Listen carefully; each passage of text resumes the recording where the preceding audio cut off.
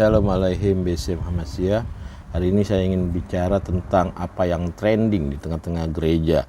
Ya, banyak di tengah-tengah gereja ya menyatakan tentang penglihatan, ya kesaksian tentang ke surga, dikasih lihat tentang ini hal dan itu.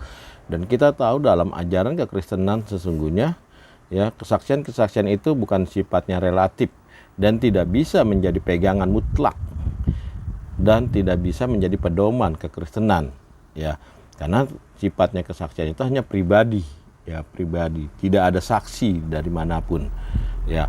Ada yang kadang bersaksi untuk datang ke surga dan kembali lagi ya, dan menjadi kesaksian jadi pedoman di tengah-tengah gereja ya. Kita lihat dalam Yohanes pasal 3 ayat yang 13 dikatakan apa? Tidak ada seorang pun yang telah naik ke surga selain daripada Dia, Yesus ya, yang telah turun dari surga, yaitu Anak Manusia. Jadi tidak ada seorang pun yang naik ke surga. Jadi kalau ada seseorang naik ke surga, berarti dia telah menghelak ya kontra dengan apa yang dikatakan oleh Yesus. Tidak ada seorang pun yang telah naik ke surga selain daripada Dia. Nah, bagaimana dengan Elia dengan Henokh?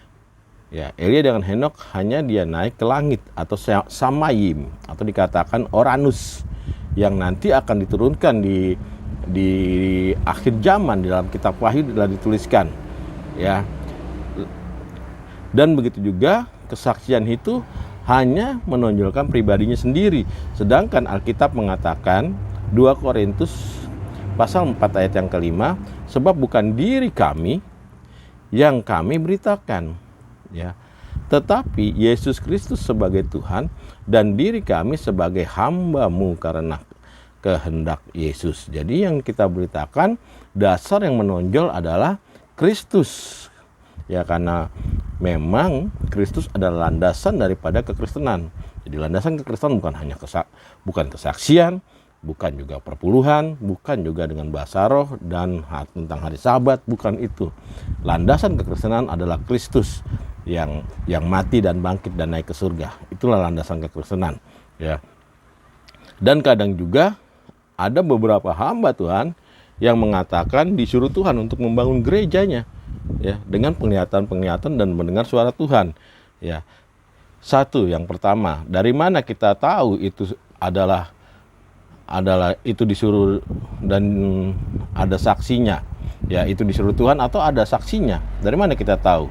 Mungkinkah Kristus memerintahkan seseorang melakukan sesuatu yang bertentangan dengan kehendaknya yang sudah terekam atau tertulis di dalam kitab suci? Apakah mungkin Yesus memerintahkan ya untuk membangun sesuatu yang memang sudah ada tercatat? Kita lihat di dalam kitab Matius pasal 16 ayat yang ke-18. Dan aku berkata kepadamu, engkau adalah Petrus, dan di atas batu karang ini aku mendirikan jemaatku ya. Yesus katakan di atas Petrus ya, Yesus mendirikan jemaat atau gerejanya, karena dalam konteks bahasa aslinya adalah eklesia ya, eklesia atau gerejanya, dan alam maut tidak akan menguasai lagi ya. Jadi kalau kita lihat di sini, Yesus mendirikan gerejanya di atas Petros atau Petrus artinya batu karang yang kokoh, yang jenis kelaminnya adalah laki-laki, karena tradisi Yahudi ya batu karang itu ada jenis kelamin ya. Nah, Petros dirikan ya, wahai Petros, dirikanlah di atas batu karang ya, Petra yang feminim ya. Dirikanlah apa? Jemaat gerejaku di atas batu karang yang feminim. Nah, jadi Petrus adalah oknumnya ya. Siapa Petros atau Petrus? Oknumnya, rasul ya. Jadi Yesus memerintahkan mendirikan gerejanya ya melalui Petros atau melalui Petrus, rasul, para rasul ya. di atas Petra, gerejaku. Artinya Petra adalah batu karang yang feminim. Artinya gerejanya dirikanlah Petrus, ya. Jadi Yesus memerintahkan mendirikan di atas para rasul dengan ajaran rasuliah apostolik, ya, karena gereja itu adalah ajaran apostolik.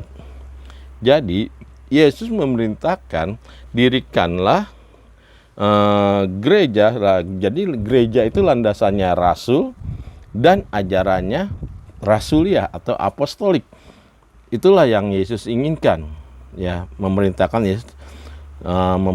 dalam hal itu, ya. Begitu juga di ayat yang ke-19, kepadamu akan kuberikan kunci kerajaan surga.